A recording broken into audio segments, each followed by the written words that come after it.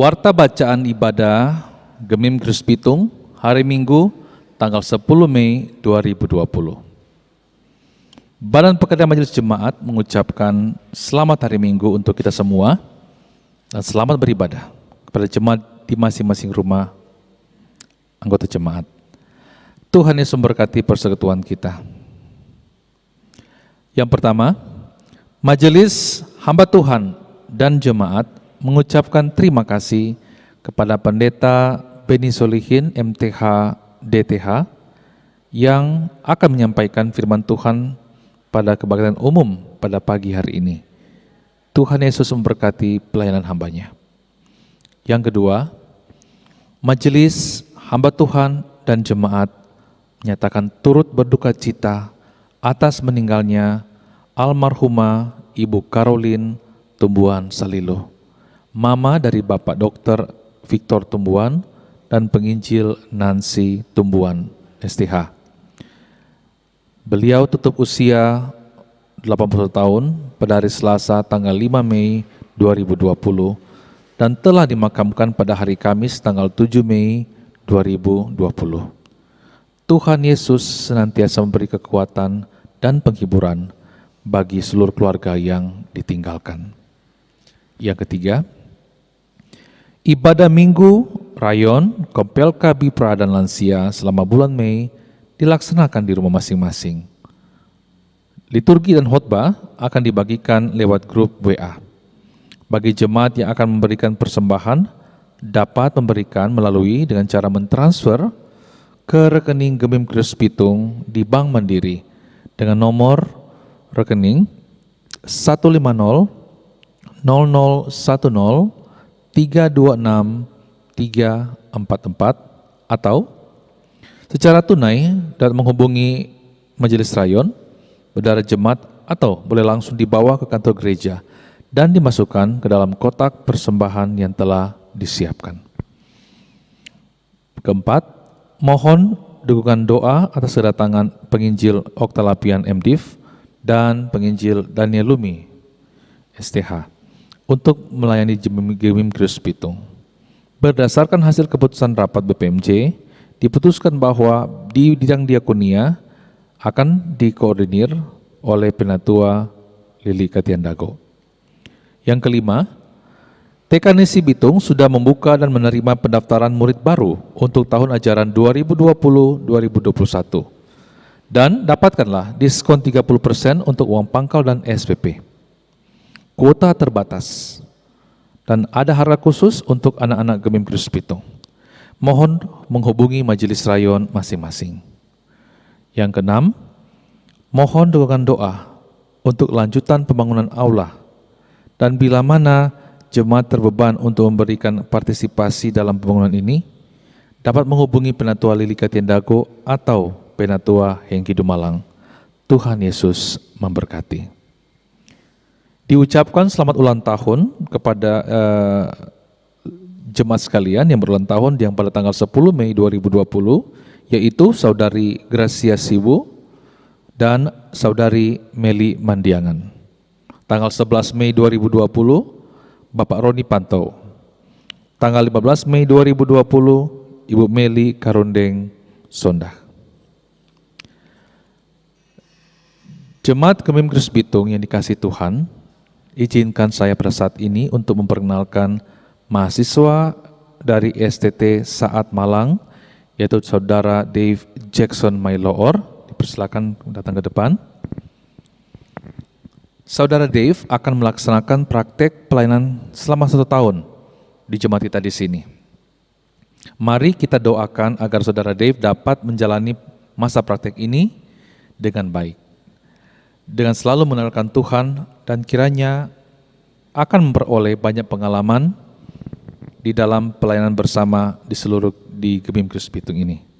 Sekali lagi, mari kita sambut dan kita ucapkan selamat datang kepada Saudara Dave Mailoor, dan selamat melayani dalam dan menimba ilmu di ladang praktik ini. Tuhan Yesus memberkati. Silakan duduk.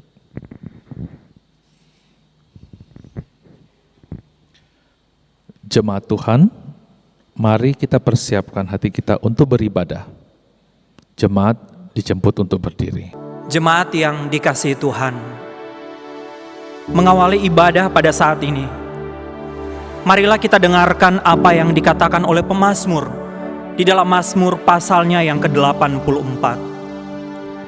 Betapa disenangi tempat kediaman-Mu, ya Tuhan semesta alam.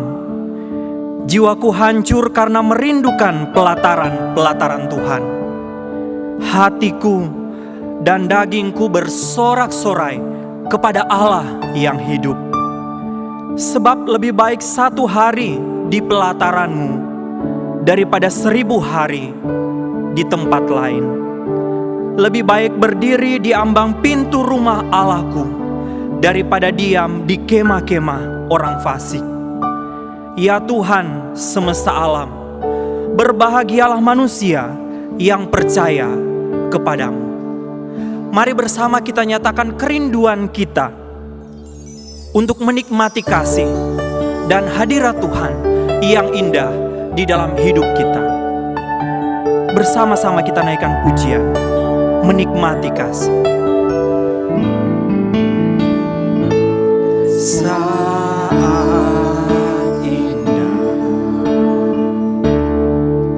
ku berhadapan denganmu,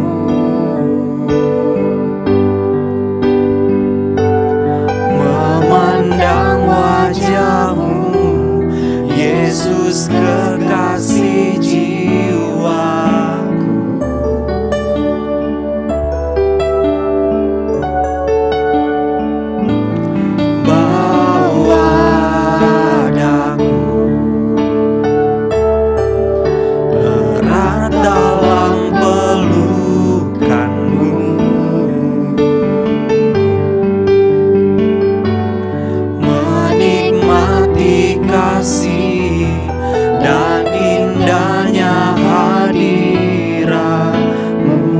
Saat indah ku berhadapan dengan. Saat indah ku berhadapan denganmu,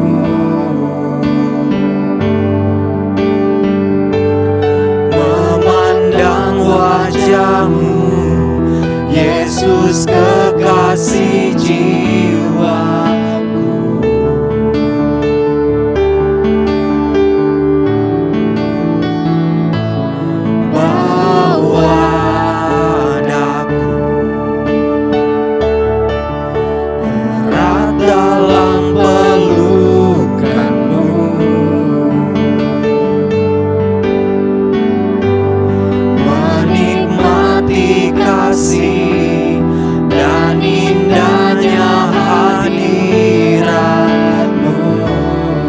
Hadirat-Mu Tuhan ku rasakan.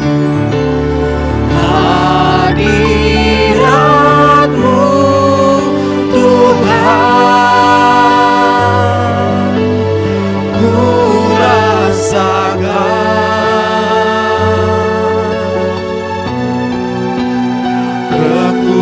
Kekudusan-Mu Bapa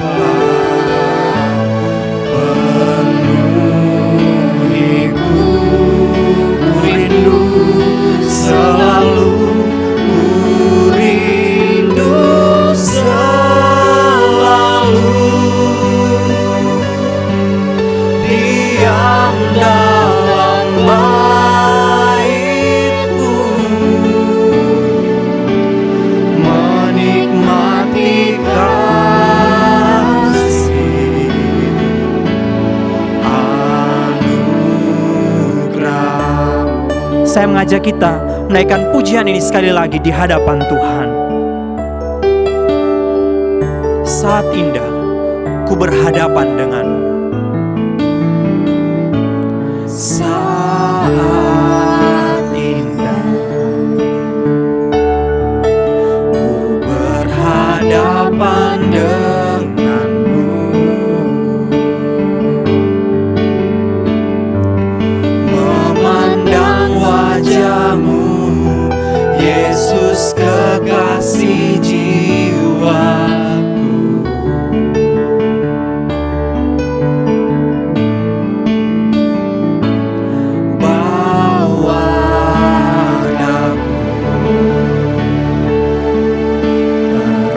Dalam pelukanmu, menikmati kasih dan indahnya hadiratmu. Hadiratmu Tuhan ku rasakan. Hadiratmu Tuhan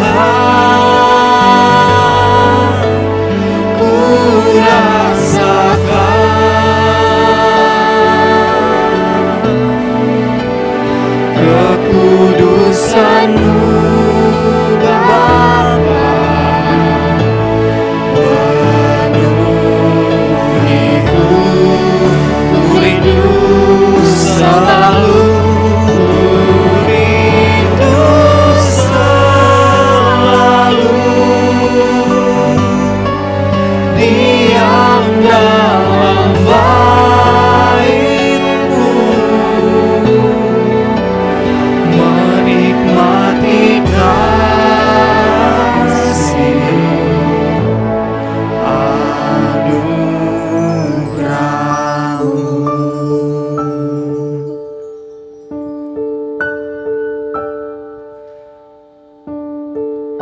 Ibadah ini dimulai dengan suatu pengakuan bahwa pertolongan kita adalah dalam nama Tuhan yang menjadikan langit dan bumi, yang tetap setia sampai selama-lamanya, dan yang tidak pernah meninggalkan pekerjaan tangannya.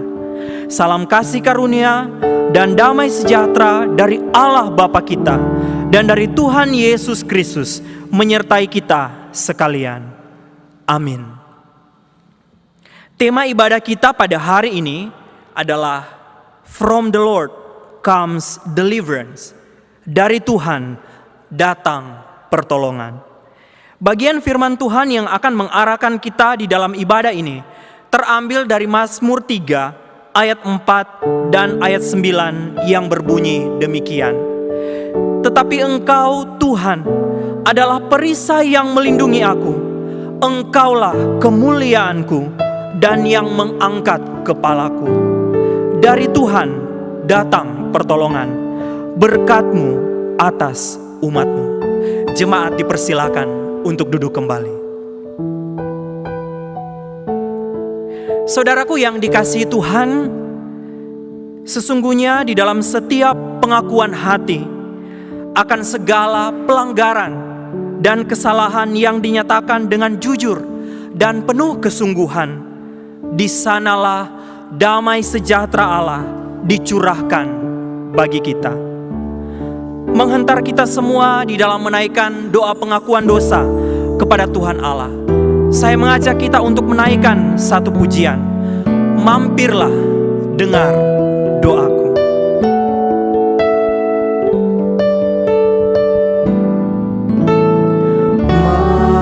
Mampirlah, dengar doaku, Yesus penebus. Orang lain kau hampiri,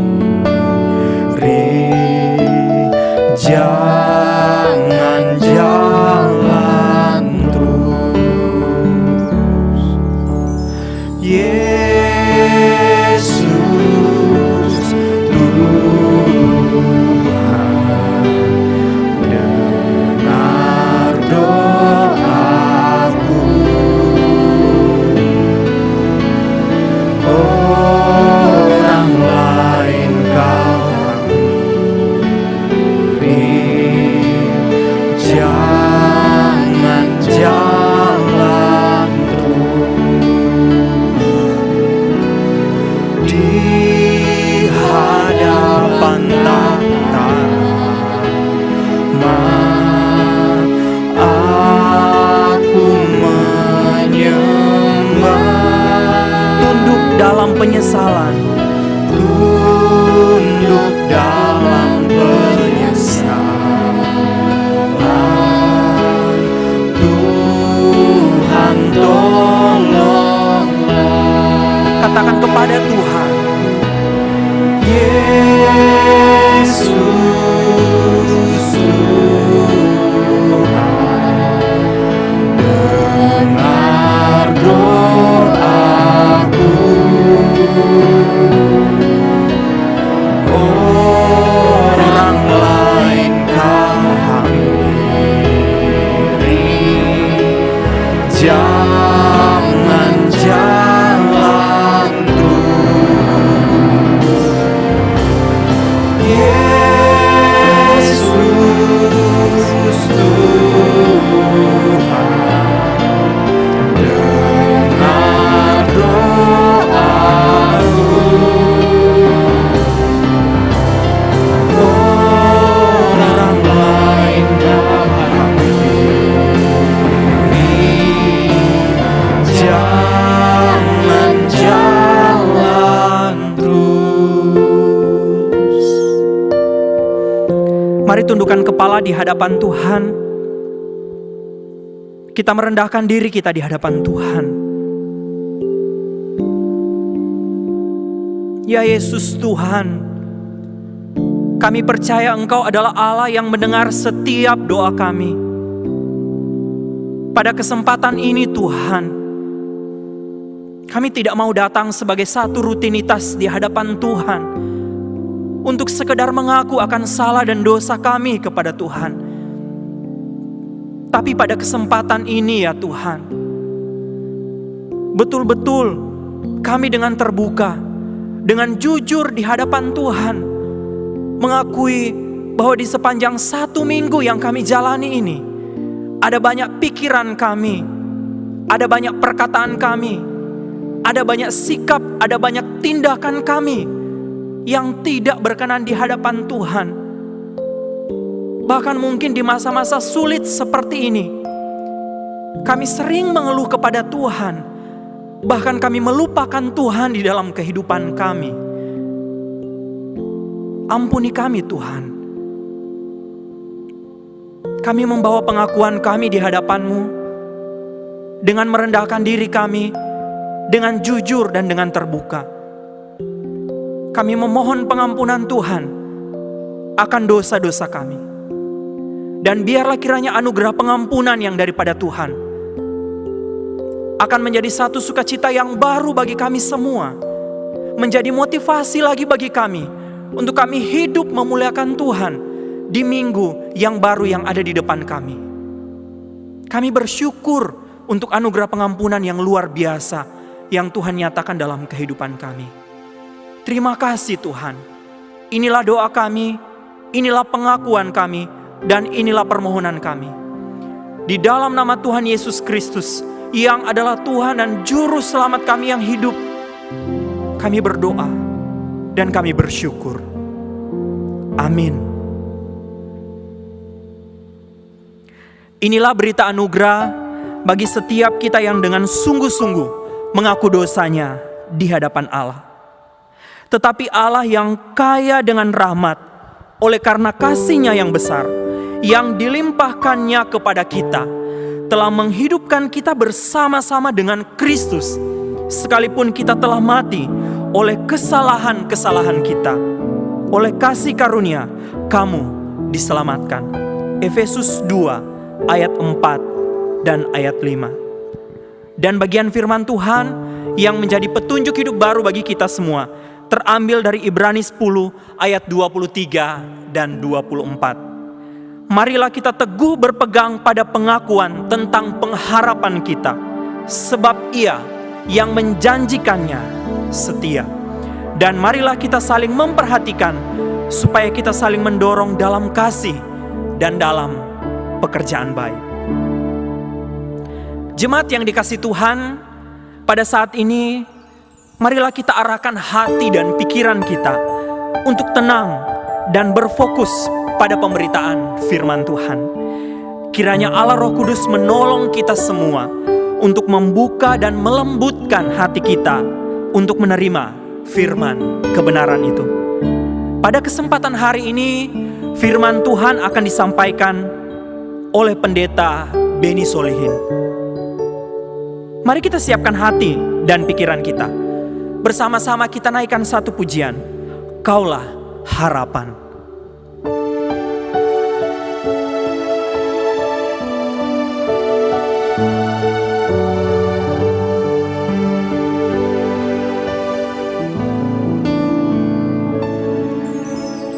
Bukan dengan kekuatanku ku dapat jalani hidupku, tanpa Tuhan yang di sampingku ku tak mampu sendiri. Engkaulah kuatku yang menopangku, ku pandang wajah-Mu dan berseru, pertolonganku datang dari-Mu. Peganglah tanganku, jangan lepaskan.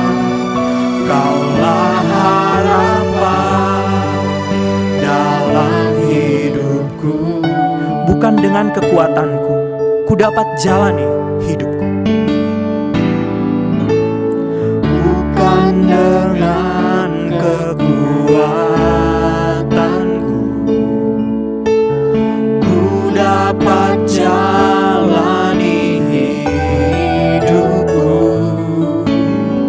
tanpa Tuhan yang di sampingku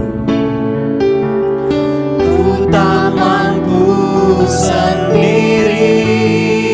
Katakan, Engkaulah kuatku, Engkaulah kuatku yang menopangku, ku pandang wajah-Mu dan berseru, pertolonganku datang dari-Mu. Peganglah tanganku, jangan lepaskan. Kaulah harapan, ku pandang wajah-Mu, ku pandang wajah-Mu dan berseru, pertolonganku datang dari-Mu. Peganglah tanganku, jangan lepaskan. Kaulah harapan dalam hidupku.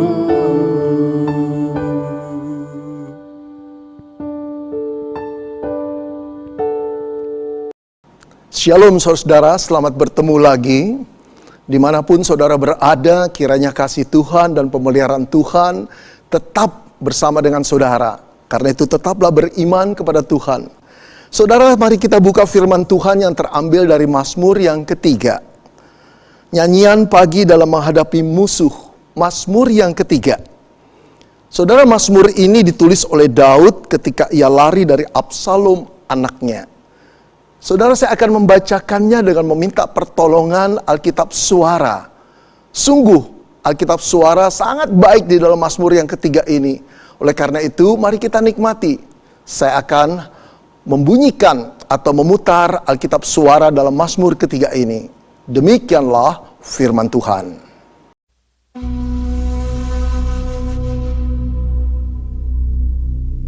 Mazmur Daud ketika ia lari dari Absalom anaknya. Ya Tuhan, betapa banyaknya lawanku. Banyak orang yang bangkit menyerang aku. Banyak orang yang berkata tentang aku, baginya tidak ada pertolongan daripada Allah. Selah. Tetapi Engkau Tuhan adalah perisai yang melindungi aku. Engkaulah kemuliaanku dan yang mengangkat kepalaku.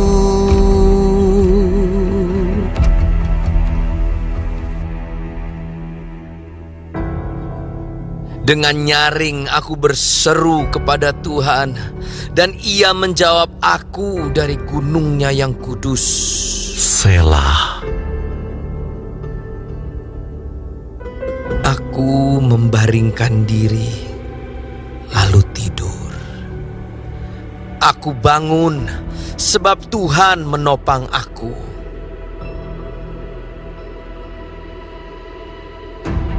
Aku tidak takut kepada puluhan ribu orang yang siap mengepung aku.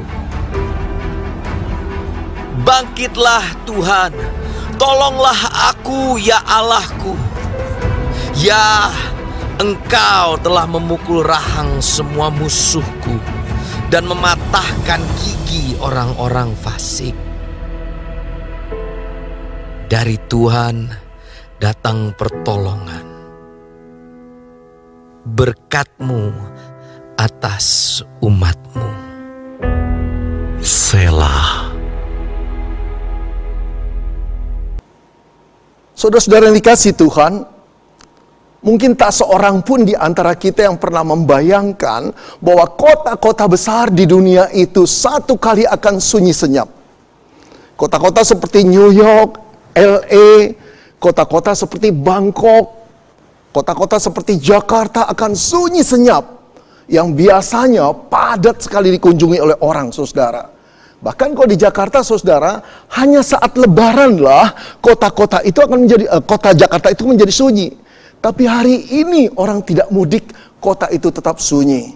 Dan tidak ada satu orang pun yang pernah membayangkan, saudara, satu kali produksi di pabrik-pabrik akan berhenti. Dan begitu banyak orang di PHK dan tidak boleh bekerja lagi. Saudara, sulit dibayangkan satu kali kita bersapa dengan masker. Orang senyum di balik masker dan kita tidak tahu dia senyum apa dia kesal. Oh saudara-saudara, tidak pernah dibayangkan bahwa ketakutan akan menjadi satu bagian yang universal dari dunia ini. Semua itu terjadi dalam hitungan beberapa bulan saja. Saudara, padahal memasuki tahun baru 2020, orang optimis dengan ekonomi dunia akan bertumbuh, termasuk juga ekonomi Indonesia. Saudara-saudara, sekarang orang harus masuk ke dalam rumah masing-masing, berkumpul dengan keluarga. Berkumpul dengan keluarga 1-2 minggu menyenangkan, saudara. Tapi setelah jalan 1 bulan, 2 bulan, mulai ada kebosanan, mulai ada melihat kekurangan pasangan masing-masing. Entah itu juga orang tua, entah itu anak. Oh saudara-saudara, mulai terjadi pertengkaran, mulai terjadi perselisihan. Belum lagi saudara-saudara kekhawatiran bahwa pekerjaan atau bisnis kita tidak akan berjalan dengan baik. Saudara, ketakutan menjadi bagian yang universal dalam dunia ini dan juga masuk ke dalam rumah tangga dan pribadi-pribadi kita sekalian. Saudara yang dikasihi Tuhan, saat Daud melukiskan Mazmur yang ketiga ini, dia juga mengalami satu persoalan yang betul-betul berat. Seakan-akan dunia tiba-tiba runtuh menimpa dia. Gelap pekat segelap malam yang paling gelap. Saudara, bagaimana dia tidak menjadi takut? Sehari sebelumnya, saudara, dia tidak pernah bermimpi bahwa dia harus keluar dari istananya yang megah. Bukan karena di PHK sebagai raja, saudara, tetapi menjadi buronan musuh besarnya yang ingin membunuh dia. Saudara, bagaimana Daud tidak akan takut dan membuat jiwanya runtuh? Sehari sebelumnya, saudara, dia tidak pernah bermimpi bahwa rakyat Israel, saudara, yang mencintai, menghormati dia sebagai raja dan juga orang yang diperkenan oleh Tuhan, sekarang berbalik mengikuti musuh besarnya dan menginginkan kematiannya. Saudara, bagaimana Daud tidak akan takut dan gentar?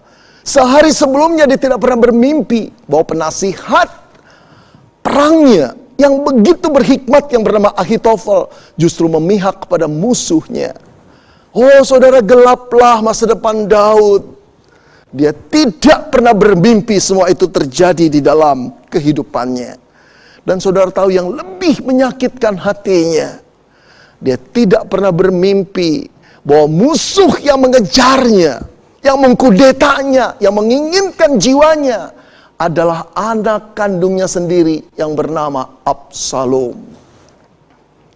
Saudara, seorang anak yang ditimang-timang pada waktu kecil, seorang anak yang dikasihi, seorang anak yang dimanja, seorang anak yang pada waktu remaja dilatih perang-perangan oleh Daud. Daudlah yang mengatakan, lindungi dirimu nak dari serangan musuh, balik perisaimu nak, tusuk lawanmu nak. Sekarang saudara-saudara, busur panah dan pedang daripada Absalom diarahkan kepada nyawanya sendiri. Saudara, seorang bapak mana yang tidak akan sakit hati, tidak akan sedih melihat putranya sendiri yang disayangi itu, saudara, akan membunuh dia. Dan yang lebih meruntuhkan harapan Daud adalah semua itu terjadi di hari tuanya. Saya menduga Daud saat itu sudah berusia 60-an tahun, saudara. Saudara, kalau satu masalah datang kepada diri kita saat kita muda, barangkali kita masih berkata, masih panjang harapan kita, masih panjang umur kita, masih banyak energi kita, masih penuh dengan kreativitas, karena kita tidak takut. Tapi kalau itu datang saat kita berusia 60-an tahun, siapa yang berani menghadapi masalah yang begitu berat dalam kehidupan? Saudara yang dikasihi Tuhan, yang lebih menyedihkan adalah pada waktu Daud melarikan diri dari istananya, menyeberangi sungai Kidron dan menaik bukit Zaitun, 2 Samuel 15 ayat ke-30 menggambarkan suasana, situasi pelarian Daud itu. Dikatakan demikian, saudara. Daud mendaki bukit Zaitun sambil menangis. Sambil menangis, saudara-saudara. Raja yang penuh dengan kehormatan, raja yang selalu optimis, raja yang mampu berperang melawan Goliat pada waktu remaja, naik bukit Zaitun sambil menangis. Saudara, ini pertanda hatinya hancur. Dia tidak bisa menghadapi masalah itu. Keluarganya sendiri, saudara, anak kandungnya sendiri yang melawan dia. Sekarang persoalan keluarga menjadi persoalan negara yang viral di seluruh kerajaannya. Oh, betapa malunya dia. Lalu dikatakan lagi, saudara, kepalanya berselubung. Ia berjalan sambil menangis dan kepalanya berselubung. Seperti orang yang menutup dengan jilbab gini, saudara. Dia berjalan menundukkan. Dia tidak ingin wajahnya dilihat orang. Pertanda apa, saudara? Malu luar biasa. Kehormatannya hancur, lebur. Dengan peristiwa keluarga yang membesar seperti ini, dia lari sebagai buronan dikejar anaknya sendiri. Saudara-saudara, hilanglah kehormatan Daud, habislah martabat Daud. Lalu dikatakan dia berjalan dengan tidak berkasut, tidak bersandal, saudara. Ini untuk melukiskan bahwa Daud tidak punya apa-apa lagi. Pelariannya terlalu mendadak. Tidak ada yang bisa dibawa, saudara. Dia sudah tidak punya apa-apa lagi. Oh, saudara-saudara, pukulan berat sekali buat seseorang yang bernama Daud. Seorang raja yang diurapi Tuhan. Seorang raja yang selalu dihormati oleh rakyatnya. Seorang raja yang penuh kasih sayang terhadap anak-anaknya. Tapi hari tuanya mengalami masalah yang begitu berat. Lalu apa yang diperbuat Daud, saudara? Apakah ia tenggelam di dalam penyesalan dirinya karena ia tidak mampu mendidik anaknya Absalom dengan baik? Apakah ia menyesali diri karena terlalu memanjakan Absalom? Atau dia menyesali diri, saudara, karena terlalu sibuk dengan tugas kerajaannya, dengan profesinya? Atau dia menyalahkan Tuhan?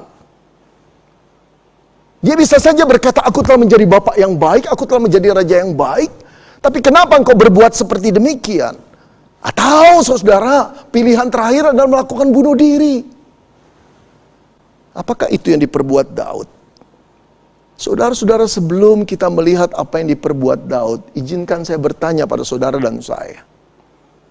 Kita sekalian dipertanyakan oleh satu pertanyaan. Kalau kita berdiri pada posisi Daud, apa yang akan kita lakukan? Apakah kita akan berkata, masih ada hari depan di depanku? Atau kita berkata, aku tidak takut, karena aku tahu Allah beserta dengan aku. Atau kita berkata, Tuhan, cabutlah nyawaku. Cabutlah nyawaku, Tuhan, aku tidak kuat lagi menanggung penderitaan seperti ini. Tuhan, aku tidak berdaya lagi. Aku ingin pulang, Tuhan. Apakah itu, saudara-saudara? Saudara-saudara, ketika Daud mengalami persoalan yang berat, pada akhir mazmurnya dia ingin berteriak kepada Israel, dari Tuhan datang pertolongan. From the Lord comes deliverance. Saudara, ini ditegaskan kepada orang-orang Israel yang membaca mazmurnya. Ini juga ditegaskan bagimu dan bagiku. Ini ditegaskan kepada anak Tuhan di seluruh dunia. From the Lord comes deliverance. Dari Tuhan datang pertolongan. Oleh karena itu, saudara-saudara, Daud ingin berkata, jangan takut, jangan menyerah, jangan putus asa. Dari Tuhan datang pertolongan kita. Saudara, bagaimana mungkin di dalam situasi yang menakutkan, persoalan yang begitu berat dalam hidup kita, bisa datang pertolongan dari Tuhan? Saudara, inilah yang diperbuat Daud. Dan inilah yang harus kita perbuat, saudara. Bagaimana mewujudkan pertolongan kita bisa datang dari Tuhan? Atau pertolongan Tuhan itu datang dalam diri kita? Yang pertama, saudara, datanglah kepada Tuhan di dalam doa. Datanglah kepada Tuhan di dalam doa. Saudara, barangkali di antara kita ada yang berkata, wah Pak, saya kira Bapak ingin memberikan resep apa? Nggak tahu, cuma bilang doa, Pak. Basi deh, Pak. Saudara-saudara, jangan remehkan doa. Jangan remehkan doa. Saudara, doa bukan pelarian orang-orang primitif seperti orang-orang Yahudi yang kemampuan berpikirnya kita anggap lemah, yang tidak berdaya, yang tidak punya kekuatan apa-apa, sehingga membutuhkan sesuatu yang bersifat magic atau magis. Karena itu mereka bersandar kepada doa. Bukan, saudara-saudara. Saudara, doa adalah satu pengakuan kepada Allah bahwa kita ini adalah makhluk yang vulnerable. Makhluk yang rentan. Makhluk yang tidak tahu bagaimana melindungi diri kita sendiri. Bahkan dari virus yang kecil yang tidak kelihatan kita pun tidak mampu. Yang bisa kita lakukan cuma cuci tangan dan jaga jarak. Kita tidak tahu siapa lawan kita. Kita tidak tahu ada di mana kita. Oh saudara, kepandaian manusia di depan Allah seperti hikmat yang terlalu bodoh. Doa melukiskan Tuhan, aku tidak berdaya. Tapi doa juga merupakan satu pengakuan kepada Allah. Engkaulah satu-satunya sumber pertolongan kami, Tuhan. Kami mengaku, Tuhan, tanpa Engkau kami tidak mungkin hidup dan melindungi diri kami. Doa. Saudara, dalam menghadapi masalah yang begitu berat, saat musuh mengepung bukit Zaitun, Daud datang kepada Tuhan di dalam doa. Pada ayat kedua, saudara, Daud berkata kepada Tuhan, ya Tuhan, betapa banyaknya lawanku, Banyak orang yang bangkit menyerang aku. Banyak orang yang berkata tentang aku. Baginya tidak ada pertolongan daripada Allah. Saudara, perkataan banyak 3 kali. Cuma mau melukiskan, Tuhan, aku punya persoalan yang begitu berat. Daud datang seperti kanak-kanak datang kepada papanya. Yang meratap, yang mengeluh dan menangis di depan papanya. Daud seorang pahlawan. Daud orang yang berkenan dan dihormati oleh orang-orang Israel. Tetapi ketika dia datang kepada Tuhan, dia tetap merasa anak-anak datang pada bapaknya. Dia ceritakan seluruh persoalannya. Bahkan Daud berkata, banyak orang yang berkata tentang aku, Bapa, Tuhan, Gembalaku. Baginya tidak ada pertolongan daripada Tuhan. Saudara yang dikasihi Tuhan, tahukah saudara bahwa perkataan ini mau menunjuk kepada kisah kejatuhan Daud yang berzina dengan istri prajuritnya Batsheba, yang sekaligus dengan kelicikan Daud membunuh Uria, sang suami. Saudara, peristiwa itu memukul dirinya. Peristiwa itu merupakan kejatuhan yang sangat dalam buat Daud. Dia menyesal, dia bertobat, dia menangis, dia meratap kepada Tuhan memohon pengampunan. Dan Tuhan sudah mengampuni Daud. Dia tahu persoalan itu telah selesai, saudara. Dia tahu Allah telah mengampuni dirinya, saudara. Tetapi perkataan orang-orang yang mengatakan baginya sekarang tidak ada pertolongan daripada Tuhan, itu meneror mental rohaninya lagi, saudara. Itu mau mengajak dia untuk mengingat masa lalu yang kelam, sehingga dia tidak mampu lagi bangkit. Saudara, tapi Daud mengenal Allahnya. Dia tahu dia bukan orang kudus, dia tahu bukan dia orang suci. Dia tahu di dalam sejarah hidupnya ada jejak-jejak kegelapan. Tapi dia mengenal Tuhan yang Maha Pengampun, Gembala yang baik. Dia datang kepada Tuhan dalam doa dan menceritakan kesulitannya. Saudara, berserulah kepada Tuhan. Datanglah di dalam doa kepada Tuhan. Para pemazmur melukiskan ketika mereka mengalami persoalan yang berat, apa yang mereka lakukan? Berseru kepada Tuhan. Saudara, penulis Mazmur 120 berkata, dalam kesesakan aku berseru kepadamu ya Tuhan. Ya Tuhan, lepaskanlah aku. Saudara, pemazmur 123 melukiskan perkataan seperti ini. Kasihanilah kami ya Tuhan, kasihanilah kami. Saudara, Mazmur 130 melukiskan lagi cerita di dalam doa. Dari jurang yang dalam aku berseru kepadamu ya Tuhan. Dengarkanlah suaraku. Saudara, lihat, pemazmur-pemazmur ini mengundang kita untuk datang kepada Tuhan. Pengalaman mereka membuktikan untuk boleh mendapat penyelesaian dan pertolongan dari Tuhan, kita harus datang di dalam doa kepada Tuhan. Saudara-saudara, sudah begitu lama barangkali engkau dan saya meremehkan arti doa. Barangkali kita sudah terlalu lama tidak lagi menikmati doa kepada Tuhan. Barangkali kita masih berdoa, tapi doa yang begitu cepat dan formalitas, tanpa makna dan tanpa penghayatan. Kali ini saudara, kesulitan yang menakutkan kita di masa-masa seperti ini merupakan undangan Tuhan untuk kita datang kembali di kaki Bapa kita.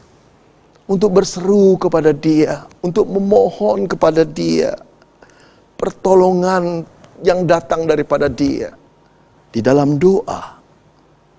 Saudara yang dikasihi Tuhan, dalam ketidakberdayaan seluruh manusia di bumi ini, saya melihat ada satu hal yang mengharukan hati. Orang-orang di kota-kota besar seperti Brasil, Spanyol, Italia, Prancis, Inggris, Australia keluar ke jalanan, berlutut di jalanan, di trotoar. Mereka mengangkat tangan mereka berseru kepada Allah dengan menangis. Mereka menjerit kepada Tuhan, tolong kami Tuhan, kami takut. Saya percaya saudara, orang yang berseru di dalam rumah jauh lebih banyak Ini satu kebangunan untuk melihat Allah lagi sebagai Allah yang harus dihormati, tapi sekaligus melihat Allah sebagai sumber pertolongan. Ketika kita manusia yang sombong, sudah terlalu sombong membanggakan diri sendiri, Allah membiarkan COVID itu menjalar di seluruh dunia untuk menunjukkan kepada kita betapa bodohnya kita, betapa tidak berdayanya kita di luar Dia. Saudara, bukankah Kristus pernah berkata kepada murid-muridnya, di luar aku kamu tidak dapat berbuat apa-apa. Apart from me you can do nothing. Jangan pernah keluar dari Tuhan. Jangan pernah tidak melibatkan dari Tuhan. Kita tidak mampu berbuat apa-apa tanpa Dia. Saudara, yuk kita mulai lagi berdoa. Yuk mulai lagi datang kepada Tuhan. Yuk ceritakan masalah kita dan akui kita ini manusia yang penakut, cemas dan khawatir. Yuk mulai berkata kepada Tuhan, Engkau sumber pertolonganku Tuhan. Bersyukur kepada Allah yang mengizinkan semua ini terjadi, untuk mengingatkan kita bahwa kita membutuhkan Dia. Saudara, inilah awal dari pertolongan Tuhan datang pada kita. Yang kedua, saudara, setelah kita berdoa kepada Tuhan, bagaimana membuat pertolongan Tuhan datang kepada kita? Yang kedua, lihatlah kuasa Tuhan. Alihkanlah mata kita dari kuasa besarnya persoalan kita. Mulai melihat Tuhan. Saudara, saya percaya banyak anak Tuhan ketika mengalami masalah berdoa kepada Tuhan. Tapi saya lebih percaya lagi, saudara, ada begitu banyak orang yang setelah berdoa tetap tinggal terkurung dalam kecemasan dan kekhawatiran akan masalahnya. Kapan selesainya kalau begitu, saudara? Saudara yang dikasih Tuhan, ada seorang ibu yang datang kepada pendetanya ketika kebaktian hari Minggu mau dimulai. Dia berkata, Pak pendeta, tolong saya Pak. Tadi pagi anak saya ditangkap Pak. Ditangkap beberapa polisi karena narkoba. Wow. Pendetanya berkata, Ibu, kebaktian sebentar lagi akan dimulai. Oke Bu, saya mengerti. Minta maaf saya tidak bisa dengarkan terlalu panjang. Yuk kita berdoa. Saudara, dia berdoa. Tapi setelah berdoa, Pak pendeta berkata, sekarang gimana Ibu? Serahkan sama Tuhan, Ibu sudah lega? Iya, saya melihat kuasa Tuhan. Kuasa Tuhan pasti besar Ibu. Sekarang silakan kebaktian dulu. Begitu dia masuk ruang kebaktian, begitu dia duduk, di sebelah temannya, langsung dia berkata lagi, anak saya ditangkap karena narkoba, tolong doakan. Wow, 2 kali saudara dia sharing. Selesai kebaktian, dia sharing lagi, ketemu temannya di toilet. Lalu pulang, dia ketemu lagi dengan beberapa jemaat, dia sharing lagi. Orang seperti ini terpaku kepada masalah, tidak lagi melihat kuasa Tuhan. Saudara, apa artinya kalau seperti itu?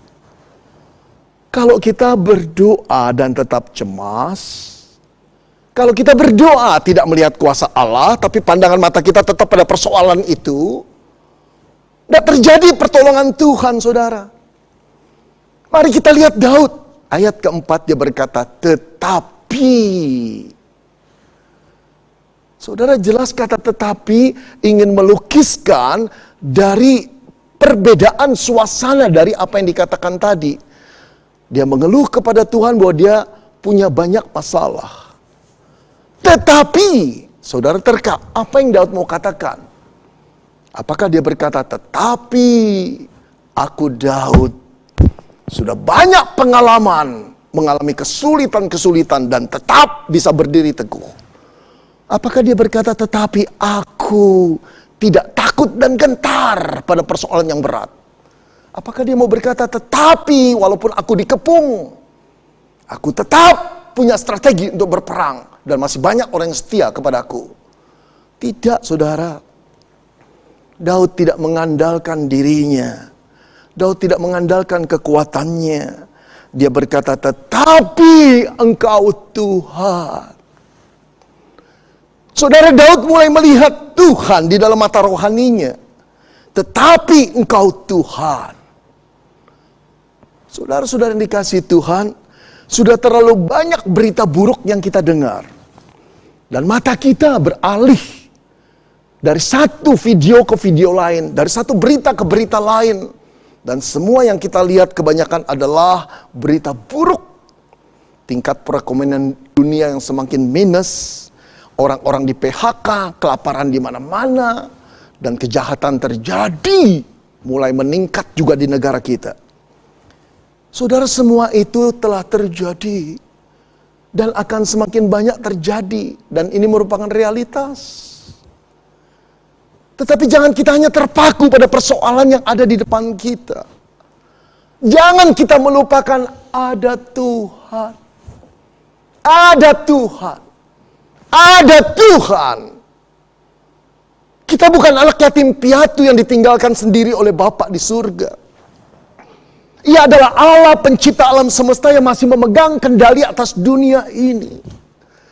Dan Dia adalah Bapa yang menyayangi kita, yang selama ini melindungi kita dan memelihara kita dengan kasih setianya yang besar. Ada Tuhan, saudara. Jangan terpaku pada besarnya masalah. Terus-menerus bergumul dengan kecemasan dan kekhawatiran dan ketakutan. Rontoklah mental rohani kita.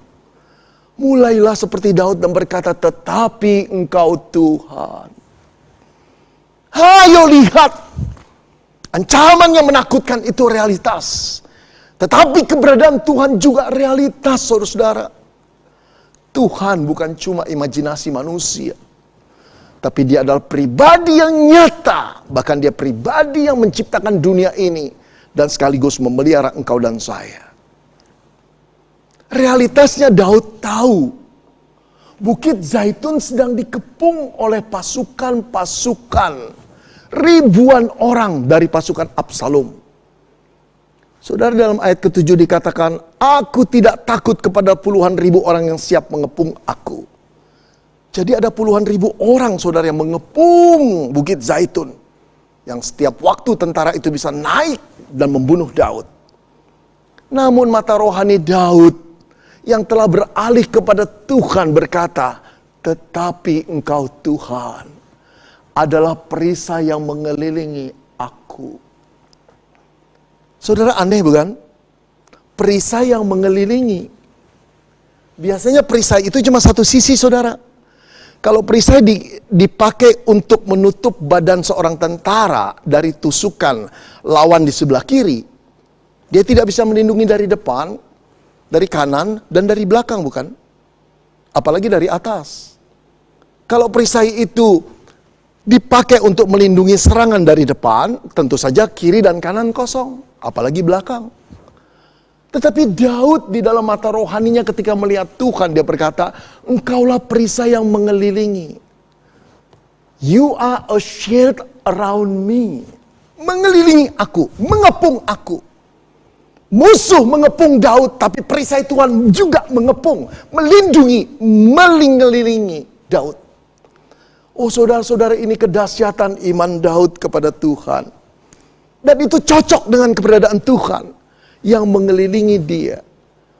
Saudara, itu sebabnya dia tidak takut sama sekali. Saudara-saudara, saya pernah berada begitu dekat dengan beberapa singa yang sangat buas. Cuma beberapa senti di depan saya. Dan bukan hanya seekor, saudara.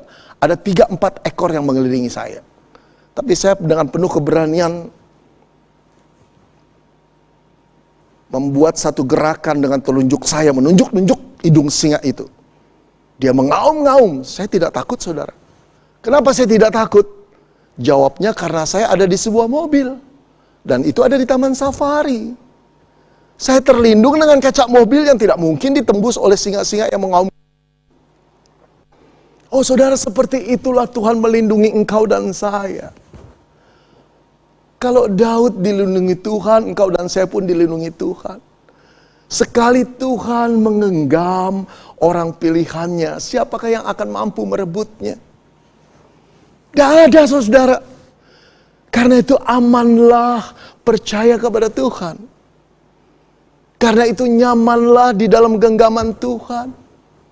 Jangan takut lagi.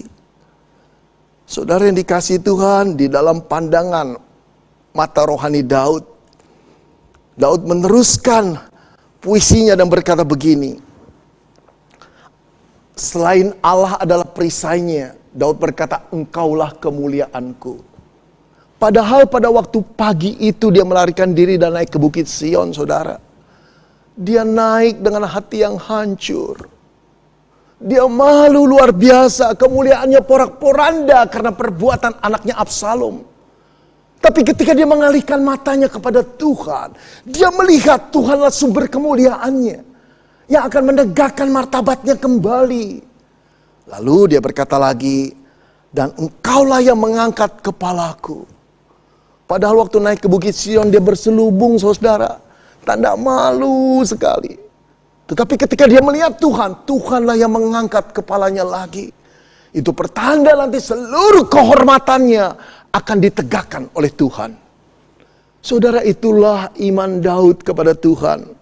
Yang harus menjadi kepercayaan kita juga kepada Tuhan. Berdoa kepada Tuhan. Setelah itu apa yang kita lakukan? Lepaskan kekhawatiran pandangan kita. Mulailah memandang pada besarnya kuasa Tuhan. Bapa kita yang tak pernah meninggalkan kita. Oleh karena itu pada ayat yang kelima Daud menutupnya. Dengan nyaring aku berseru kepada Tuhan. Dan ia menjawab aku dari gunungnya yang kudus. Daud menaikkan doa itu dengan nyaring. Dengan satu keyakinan. Bahwa Allah adalah sumber pertolongannya. Saudara yang dikasihi Tuhan, yuk kita berdoa lagi kepada Tuhan. Berdoa dan mulai alihkan pandangan mata rohani kita kepada Tuhan. Dia Allah yang maha kuasa, dia pemegang jalannya dunia ini. Tidak ada sesuatu pun yang bisa terjadi di luar kehendaknya. Dia Bapa kita yang baik, yang tahu kebutuhan kita. Dia adalah benteng yang teguh. Dia adalah perisai yang kokoh buat kita. Dia tidak pernah melupakan kita. Percaya kepada Tuhan, lihat kuasanya. Dan yang ketiga, saudara, yang terakhir. Bagaimana pertolongan Tuhan bisa datang kepada kita? Percaya penuh kepada Allah. Percaya penuh kepada Allah. Saudara, izinkan saya bertanya pada saudara. Coba terka, saudara. Kebanyakan orang Kristen ketika mengalami persoalan berat, setelah berdoa, bisa tidur apa enggak bisa tidur? Saudara mungkin tertawa lihat karena tahu jawabannya. Kebanyakan orang Kristen setelah berdoa, malah tidak bisa tidur, bukan? Sampai jam 2, jam 3 pagi belum bisa tidur, setengah 4 mulai mengambil obat tidur dan meminumnya. Saudara, tidak salah juga minum obat tidur kalau tidak bisa tidur. Tidak salah juga. Karena itu memang kita butuhkan. Tapi kalau itu terjadi terus menerus dan setiap malam, itu berarti jiwa Anda dan saya gelisah. Setelah berdoa, setelah lihat kuasa Tuhan, kenapa tidak bisa tidur? Karena belum ada penyerahan sepenuhnya kepada Tuhan. Saudara, berbeda dengan Daud. Di ayat ke-6 dikatakan, aku membaringkan diri lalu tidur. Padahal musuh masih mengepung. Pasukan Absalom ribuan orang banyaknya siap untuk menyerang. Menangkap Daud dan menebas lehernya, saudara. Tapi dia tidur setelah dia berdoa. Setelah dia melihat kuasa Tuhan, dia tidur. Saudara, bagi saya hanya ada dua macam orang yang bisa tidur di tengah-tengah situasi yang sangat menakutkan dan mengancam jiwanya. Yang pertama adalah orang gila, saudara, yang kehilangan kesadarannya akan realitas. Dia tidak merasa terancam walaupun musuh mengancam karena dia gila. Tapi yang kedua, orang yang percaya penuh bahwa tidak ada satu orang pun yang bisa menjamah dia di luar kehendak Tuhan. Ia yakin dan percaya bahwa Allah menjaga dia. Maka tidurlah Daud. Saudara, saya kira inilah Daud.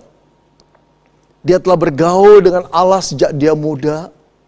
Dia telah mengalami banyak goncangan di dalam kehidupannya. Dia telah mengalami begitu banyak mara bahaya, tombak, panah, dan pedang yang siap membunuh dia. Tapi dia mengerti Tuhan itu gembalanya, yang menjaga dia senantiasa. Dan dia adalah gembala yang bisa dipercaya. Sekalipun dia berjalan dalam lembah kekelaman, Allah tidak pernah meninggalkan dia. Nah, pengenalan akan Allah inilah yang menjadi modal Daud untuk tidur dengan nyenyak di tengah-tengah kepungan musuh. Itu pertanda dia menyerahkan seluruh hidupnya di dalam tangan pegangan Tuhan. Bapa, gembala, pencipta, sahabat yang dapat dipercaya. Saudara-saudara yang dikasihi Tuhan, jangan pegang terus masalahmu. Jangan genggam terus kekhawatiranmu dan kecemasanmu. Lama-lama akan menjadi ketakutan yang semakin berat dan menekan dan meneror jiwamu. Saudara, saya ingin melukiskan dengan satu gelas air mineral. Air mineral ini, saudara, isinya cuma 220 ml. Berarti beratnya hanya 220 mg. Kita semua bisa memegang ini. Gampang kok, ringan kok. Tapi coba, sampai berapa lama saudara bisa memegang ini? 30 detik? 1 menit? 30 menit? 1 jam? Kalau kita tetap menggenggam terus-menerus, memegang terus-menerus air aqua yang ringan ini, lama-lama seluruh otot-otot di tangan kita akan terasa berat sekali. Harus menanggung yang sebetulnya ini cuma ringan, betul?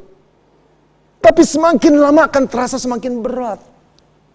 Akhirnya kita harus mengaku kita tidak mampu memegangnya. Kenapa, saudara-saudara? Karena yang ringan itu dikalikan dengan waktu akan menjadi semakin berat. Di luar kemampuan kita untuk menanggungnya. Saudara yang dikasihi Tuhan, begitu juga dengan persoalan kita. Kalau hati kita cuma melihat dan fokus pada persoalan itu dan memegang persoalan itu terus-menerus, sehebat apapun engkau dan saya, sekuat apapun engkau dan saya, lama-lama akan terteror mental kita. Dan kita akan menjadi manusia yang fobia. Kemanapun serba takut. Karena kita tidak percaya kepada Tuhan sepenuhnya. Saudara yang dikasihi Tuhan, mari. Ada Tuhan. Ada Tuhan dalam persoalan kita. Ada Tuhan di dunia yang universal ini sangat menakutkan. Sangat cemas dan sangat khawatir. Ada Tuhan. Barangkali engkau boleh berkata kepada Tuhan, Tuhan, PR hidupku terlalu berat. Aku tidak mampu. Saya percaya Dia Bapa yang baik. Yang akan mengambil beban kita, PR-PR kita. Untuk diselesaikannya. Atau Dia memberi kekuatan kepada kita. Untuk menanggungnya. Saudara, saya ingat ketika anak saya kecil, saudara. Berusia kira-kira 8 tahun. Di kelas 3 SD. Dia mempunyai beban pelajaran yang begitu berat sekali. Sampai harus ngeles, saudara, karena dia harus ngeles untuk boleh mengatasi pelajaran-pelajaran yang begitu banyak yang membuat dia di luar pengertian dia.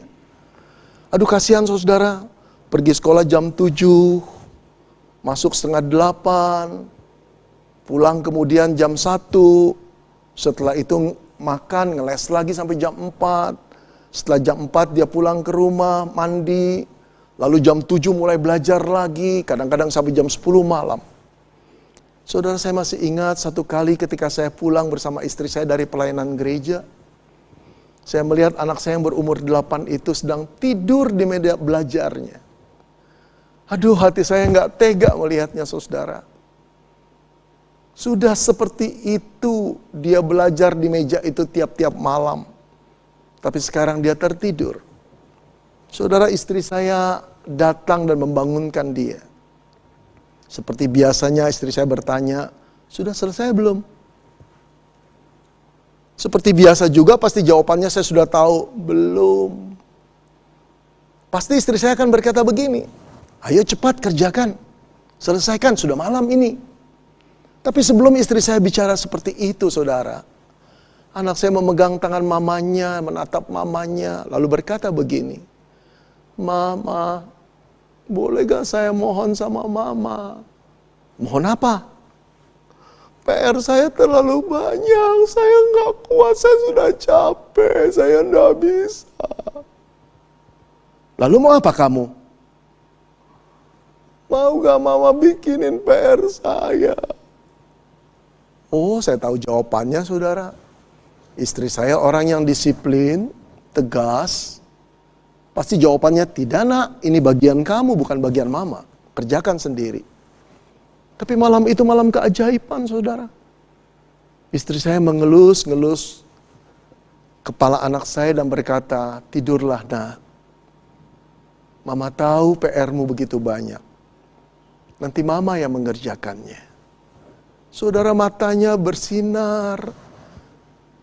Ada 1-2 jatuh air mata, tanda dia sangat terharu oleh kasih mamanya.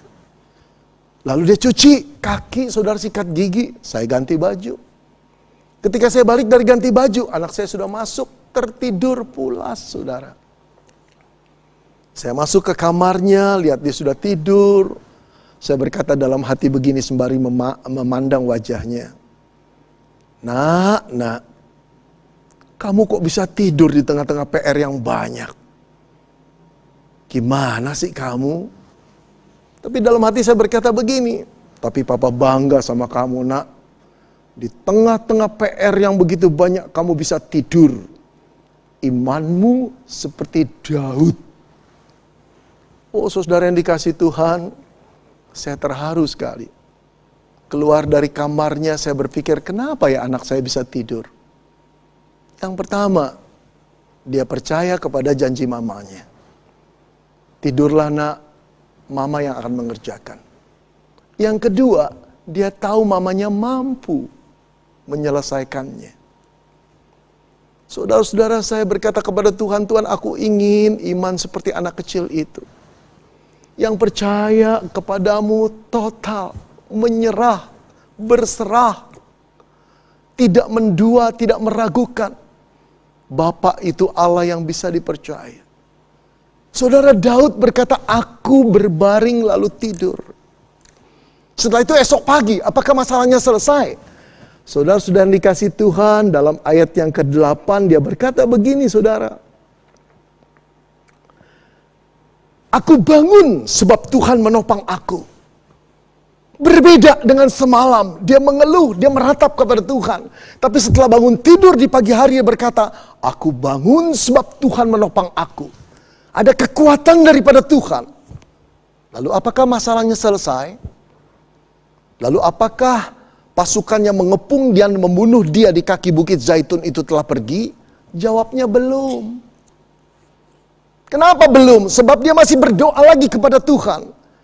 Bangkitlah Tuhan, tolonglah aku ya Allahku. Ya, karena Engkau telah memukul rahang semua musuhku dan mematahkan gigi orang-orang fasik. Musuh masih mengepung dia. Dia masih berseru sekali lagi kepada Tuhan untuk bangkit membela dia. Lalu barangkali engkau dan saya bertanya, apa gunanya Daud berdoa? Apa bedanya setelah dia beriman dengan tidak beriman? Beda, saudara. Saat dia berdoa kepada Tuhan, dia datang dengan meratap. Tapi pagi itu, walaupun masalahnya belum selesai, ada sesuatu yang berubah dalam diri Daud. Mental dia, keberanian dia, sandaran dia dalam menghadapi masalah yang menakutkan di depannya. Dia tahu dia tidak sendiri, tapi Tuhan Allah yang dikasihi beserta dengan dia. Saudara, sejarah membuktikan bahwa Allah tidak menyia-nyiakan iman Daud. Kepercayaan Daud kepadanya. Satu kali kelak Allah menuntun Daud untuk pulang ke Yerusalem, kembali ke istananya, mengalahkan pasukan Absalom. Saudara, dia kembali menjadi raja. Disinilah Mazmur ini berbunyi bagi Israel. Daud hendak berkata bagi Israel demikian. Dari Tuhan datang pertolongan. Daud ingin berseru kepada setiap orang percaya. Dari Tuhan datang pertolongan. Begitu juga Daud ingin berseru kepadamu dan kepadaku. Dari Tuhan datang pertolongan. From the Lord comes deliverance. Saudara-saudara, berdoalah. Saudara-saudara, lihatlah kuasa Tuhan. Saudara-saudara, serahkan kekhawatiranmu pada Tuhan. Maka engkau akan menjadi orang yang begitu kuat. Karena Tuhan menopangmu. Karena Tuhan menopangku. From the Lord comes deliverance. Amin. Kita sungguh bersyukur untuk pemberitaan firman Tuhan yang boleh kita dengarkan pada hari ini. Kiranya kebenaran firman Tuhan yang telah sama-sama kita dengarkan akan menguatkan iman dan percaya kita untuk tetap setia, mengasihi dan mengandalkan Tuhan di dalam kehidupan kita tiap-tiap hari, bahkan di tengah-tengah masa sulit seperti sekarang ini. Jemaat yang dikasihi Tuhan, saya mengundang kita semua untuk bangkit berdiri bersama-sama dengan umat Allah di segala zaman.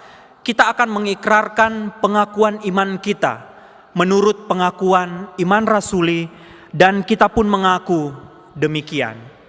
Aku percaya kepada Allah, Bapa yang Maha Kuasa, Khalik langit dan bumi, dan kepada Yesus Kristus, anaknya yang tunggal Tuhan kita, yang dikandung daripada Roh Kudus, lahir dari anak darah Maria, yang menderita sengsara di bawah pemerintahan Pontius Pilatus, disalibkan, mati dan dikuburkan, turun dalam kerajaan maut.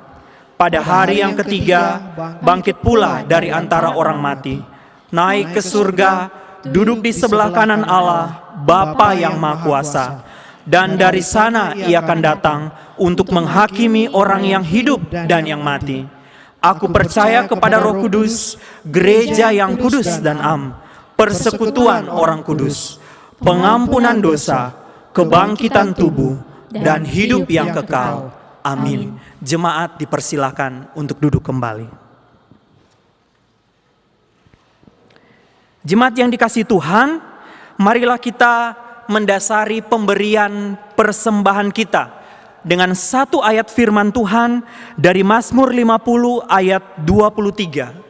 Siapa yang mempersembahkan syukur sebagai korban, ia memuliakan aku. Siapa yang jujur jalannya, keselamatan yang dari Allah akan kuperlihatkan kepadanya. Saat kita memberikan persembahan, mari bersama-sama kita menyanyikan satu pujian, ku bersukacita kerja baginya.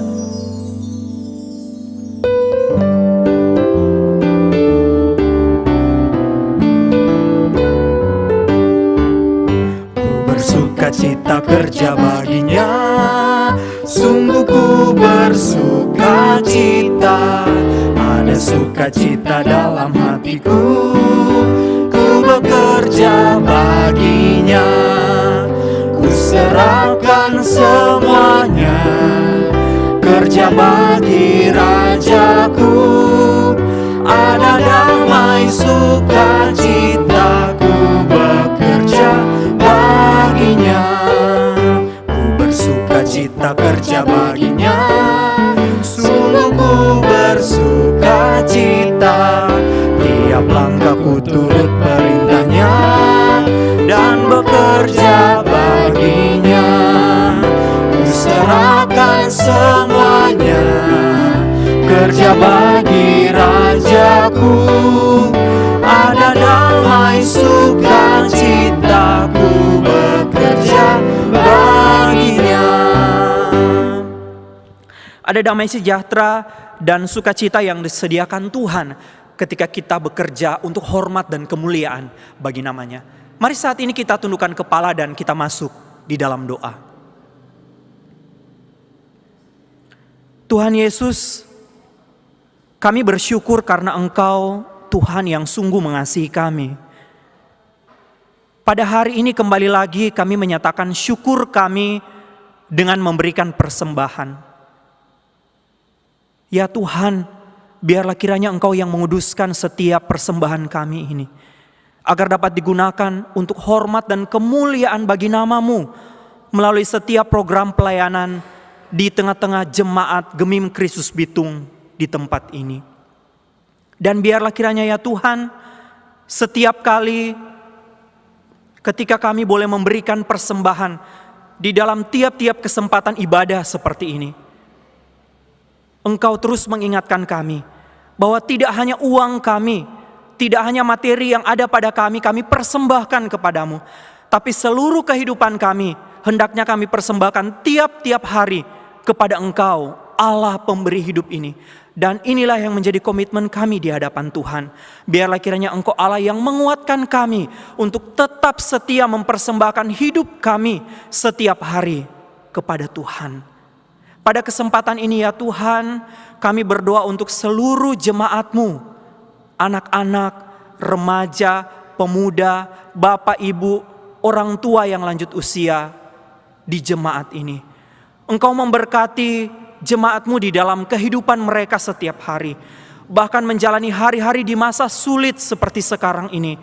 Biarlah kiranya Engkau Tuhan yang akan terus menguatkan iman dan percaya mereka, agar supaya jemaat-Mu tidak kehilangan pengharapan dalam menjalani hari-hari kehidupan mereka. Biar jemaat-Mu tetap setia untuk melakukan apa yang Engkau kehendaki dalam kehidupan ini. Setia untuk menaikkan doa kepada Tuhan, setia untuk membaca dan merenungkan firman Tuhan, setia untuk melakukan firman Tuhan dengan penuh ketaatan dan kesetiaan di dalam kehidupan mereka. Dan saat ini Tuhan, kami bawa di hadapan-Mu Tuhan, ada jemaat-jemaat kami yang mungkin pada saat ini merasakan kesulitan hidup, kesulitan ekonomi karena masa pandemi ini. Tuhan, kami sungguh percaya bahwa mata-Mu tertuju kepada setiap jemaat-Mu. Apa yang mereka butuhkan, kami percaya Engkau Tuhan yang mencukupkannya bagi mereka. Dan bagi setiap umat Tuhan, bahkan seluruh warga negara Indonesia yang hari ini hidup di dalam kesulitan ekonomi, kami pun sungguh percaya bahwa kasih setia Tuhan dinyatakan kepada mereka. Ya Tuhan, pada saat ini kami juga tidak putus-putusnya menaikkan permohonan kami untuk bangsa dan negara kami. Secara khusus kami berdoa untuk pemerintah dari tingkat pusat sampai ke pelosok daerah, di dalam segala upaya usaha yang mereka lakukan untuk menahan lajunya penyebaran COVID-19 ini. Kami tahu Tuhan, apa yang mereka lakukan tidak mudah, namun yang menjadi keyakinan kami di hadapan Tuhan, ada Engkau, ya Tuhan yang Maha Kuasa, yang memegang kendali atas kehidupan kami, yang beserta dengan seluruh pemerintah kami di dalam setiap usaha yang mereka lakukan untuk keselamatan semua warga negara Indonesia. Terima kasih Tuhan, inilah yang menjadi setiap permohonan kami kepadamu. Bahkan setiap pergumulan kami, pergumulan pribadi kami, pergumulan keluarga kami pertaruhkan di dalam tangan pengasihan Tuhan. Sungguh kami percaya bahwa hidup kami sekalipun ada di dalam masa sulit ini, hidup setiap kami ada di dalam tangan pengasihan Tuhan. Terima kasih Tuhan, ini yang menjadi doa kami, ini yang menjadi permohonan kami di hadapan Tuhan. Di dalam nama Tuhan Yesus Kristus kami berdoa, kami bermohon dan kami bersyukur. Amin. Jemaat yang dikasihi Tuhan, saya mengundang kita semua untuk bangkit berdiri. Marilah kita akhiri kebaktian pada hari ini dengan mempersembahkan pujian, hormat dan pengagungan bagi Allah Tritunggal, Bapa, Putra dan Roh Kudus. Kita akan nyanyikan pujian KPPK 53 Doksologi, pengutusan dan berkat akan disampaikan oleh Ibu Pendeta Marekerau.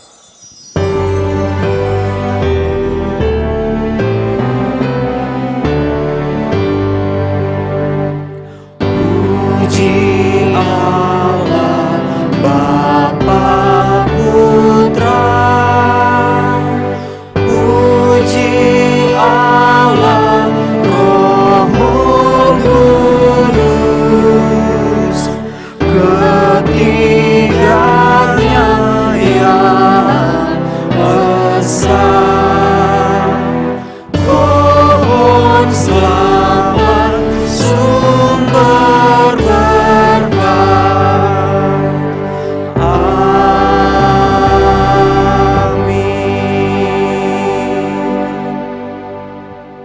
Jemaat sekalian, mari kita arahkan hati kita kepada Tuhan yang jadi pokok dari segala penyembahan kita dalam ibadah ini, dan terimalah berkat Tuhan.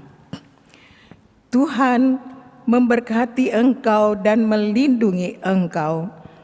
Tuhan menyinari engkau dengan wajah-Nya dan memberi engkau kasih karunia. Tuhan menghadapkan wajah-Nya kepadamu dan memberi engkau damai sejahtera. Amin.